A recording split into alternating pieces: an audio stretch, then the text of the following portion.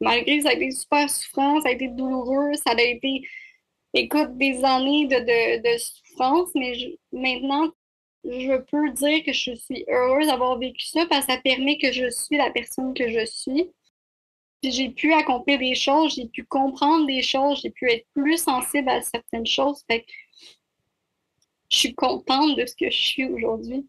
Je suis heureuse de ce que je suis. Puis si ça n'aurait pas été de la DPJ, si ça n'aurait pas été de l'expérience avec ma mère, si ça n'aurait pas été des abus que j'ai vécu, peut-être que ma vie aurait été autrement, peut-être que je serais née dans Watt, mais en même temps, je suis contente d'avoir vécu ce que j'ai vécu parce que tu sais, ça fait partie de moi, puis ça a forgé un peu qui je suis. Puis, tu sais, à force de parler de ce que tu as vécu, moi, en tout cas, personnellement, c'est ce qui m'est arrivé, là.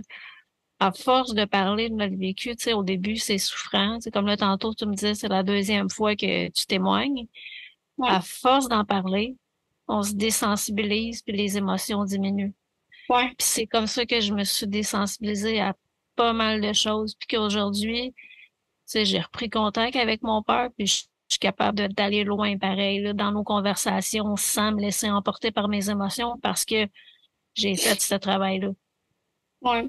Ben, j'ai pas de misère à le croire parce que, tu sais, mettons, moi, j'ai eu une grosse perte par surdose en 2021. Puis moi, tu sais, je fais beaucoup de témoignages, j'en parle beaucoup. Puis, tu sais, c'est un deuil qui m'a vraiment beaucoup affectée, là. Je pense que Jess le sait, tout ça. C'était mon ex-conjoint. Il est décédé d'une surdose en 2021.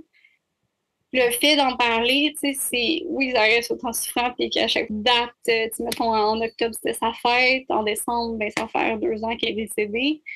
C'est une petite claque sur la gueule, mais tu sais, au moins, le fait d'en parler, ça fait qu'on dirait, ça me désensibilise d'une certaine manière, puis le fait d'en parler, surtout, ça fait que tu te sens un peu moins seule. J'ai une communauté autour de moi, fait que j'ai pu être beaucoup soutenue.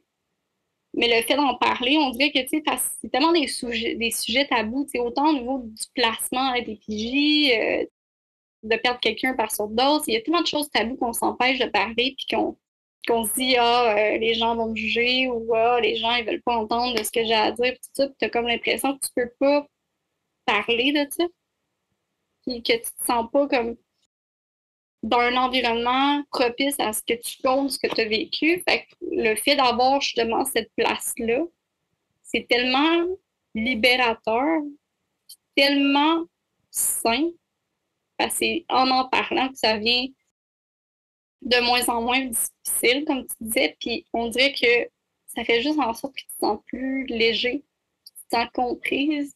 Tu sais, tu te sens comprise finalement quand tu t'es tout le temps senti incompris. Et c'est exactement pour ça que le podcast existe, Ouais, ben c'est une bonne idée. pour diminuer le stigmate qu'on peut avoir, qu'on peut ressentir pendant des années. Ouais. Et puis aussi,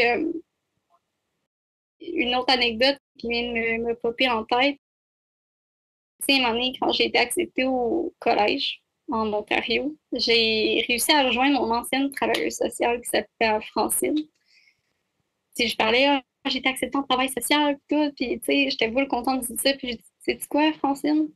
Plus tard, je vais être comme toi. Elle m'a vraiment aidé, cette femme-là, puis je suis tout le temps reconnaissante, là.